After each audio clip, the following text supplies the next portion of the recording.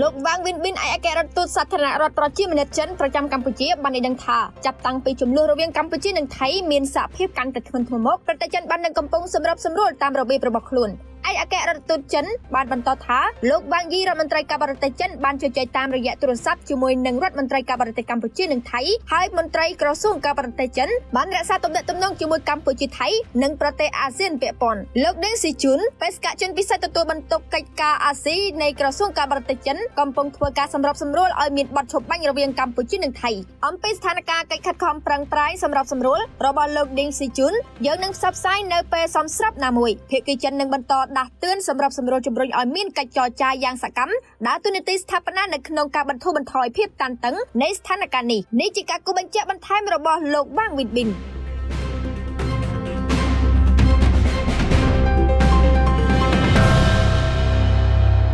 សារព័ត៌មានការពិតញូព័ត៌មានពិតក្នុងដៃអ្នក